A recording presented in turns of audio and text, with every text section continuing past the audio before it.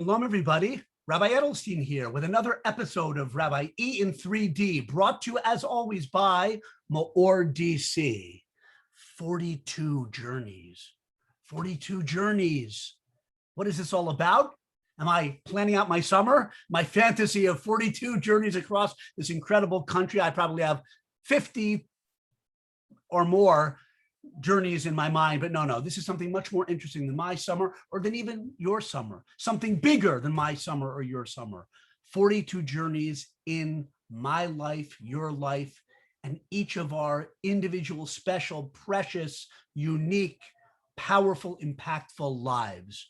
We go through 42 journeys or maybe phases in the broad spiritual journey from the time we leave our mother's womb and come into this beautiful world to the time we pass on to the next and even more beautiful grand world. 42 journeys in this world. Where do I get that from? Well, it's connected to this week's Torah portion, right? The Torah portion, Masei, that ends the Book of Bamidbar, the fourth book of the Torah. The Jewish people are encamped, about to go into the land of Israel. The whole fifth book of the Torah is just Moshe reviewing laws of the Torah with them and inspiring them before they go in. So right now, the Jewish people in the narrative of the Torah have completed their journeys through the desert, the wilderness, the Midbar Sinai. And guess what? There were 42 journeys, 42 encampments, separate phases, journeys and encampments in the desert. And you know how we know that? Because the Torah painstakingly lists them at the very beginning of the Torah portion. These are the journeys of the children of Israel went forth from the land of Egypt according to their legions under the hand of Moses and Aaron. And then the Torah, which is very sparing in so many places and concise, lists 42 places, quote unquote, that they encamped in the desert. They journeyed from Sukkot and encamped in Etam. They journeyed from Etam and turned back to Piarot. They journeyed and so on and so forth. Count them up, 42 stops in their 40-year travels in the desert. The great sages want to know, why is the Torah telling us this? And these names in the desert, these are not cities, these are like unknown places in the wilderness.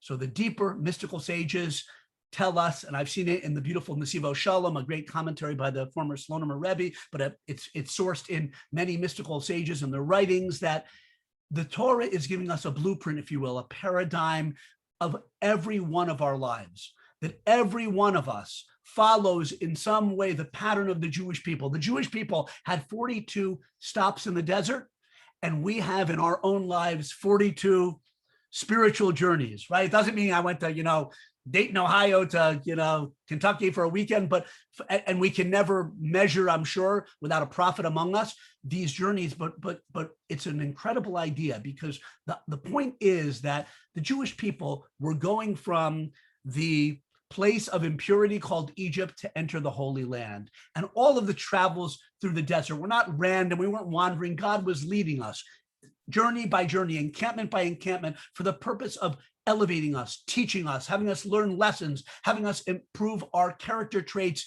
get rid of negative influences from Egypt and negative character traits. In other words, the 40-year trek in the desert was a trek of spiritual elevation. That was the point of it. Our lives in this world, we were all sent here. We're neshamas, we're souls planted in our physical bodies. We got to take care of them, but we're here to journey from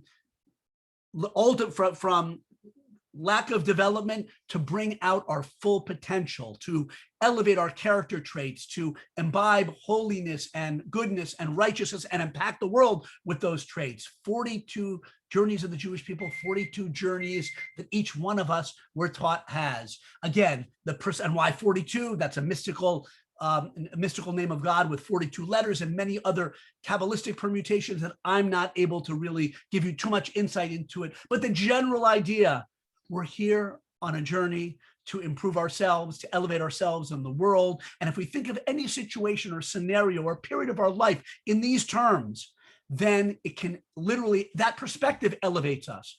Because we have difficulties. Some of those journeys and encampments in the desert, and by the way, the names, the obscure names, refer in some way to some trait or attitude or challenge they had in each of those places. We don't even know the depths of that and what it means exactly, but that's what our sages tell us. So in our lives, every scenario, every scene, truly every day and every hour, but let's say 42 major spiritual challenges, journeys, plus encampments. I think you get the idea. It's an intriguing idea, a beautiful idea to strengthen us in our conviction that we're here for a mission. We're here on the mission of going from Egypt to the promised land, going from impurity to holiness, going from having so much potential encased within us to actualizing, and it's done through the journeys that Hashem, not randomly, leads every one of us on. May we and we have resting times. Each journey was followed by a resting, an encampment where obviously the Jewish people on a simple level stayed for a little while, but we have to consolidate and integrate what we learn and the challenges we have. There are moments of crisis and challenge, and then there are times where it's more stable and we're integrating it.